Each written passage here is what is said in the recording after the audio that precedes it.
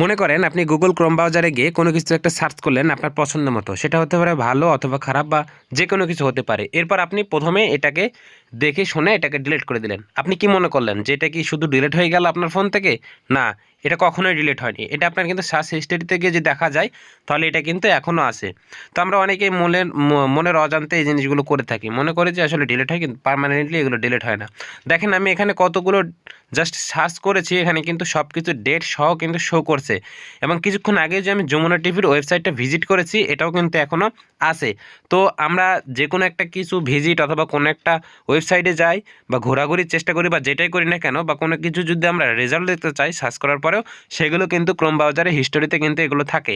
তো এগুলো চাইলেই কিন্তু আপনি ডিলিট করতে পারেন। এই জন্য এখানে চলে আসবেন। এখানে আসার পরে এখানে দেখতে পাচ্ছেন অল টাইম, কিন্তু এখানে সবার ক্ষেত্রে এটা অল টাইম থাকে না, কারণ এটা আমি মাঝে মাঝে ক্লিন করি, এই জন্য আমার ক্ষেত্রে অল টাইম আছে।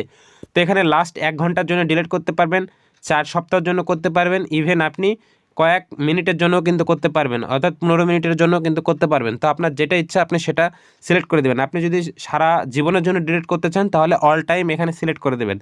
এরপর এখান থেকে যদি কোনো ওয়েবসাইটের পাসওয়ার্ড যদি আপনি ডিলিট করতে চান, যেগুলো সেভ করা থাকে গুগল কর্তৃক, এগুলো যদি আপনি ডিলিট করতে চান তাহলে সেভ ইট পাসওয়ার্ড এখানে একটা ক্লিক মানে টিক মার্ক দিয়ে দিবেন। দিলে কিন্তু সেগুলো কিন্তু সেভ, মানে যেগুলো পাসওয়ার্ড সেভ ছিল এগুলো কিন্তু আর সেভ থাকবে না, এগুলো কিন্তু ডিলিট হয়ে যাবে। এরপর যদি ডিলিট ডাটা এখানে যদি ক্লিক করি, এগুলো কিন্তু একদম হিস্টোরি থেকে কিন্তু মুছে যাবে, অর্থাৎ ডিলিট হয়ে যাবে পার্মানেন্টলি।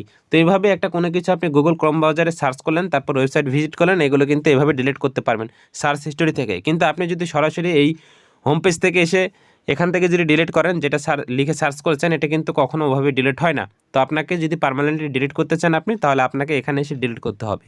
তো ভিডিওটা যদি দেখে আপনার উপকার হয় তাহলে অবশ্যই ভিডিওটি লাইক দিবেন আর চ্যানেলে নতুন হলে সাবস্ক্রাইব করে দেবেন। ধন্যবাদ।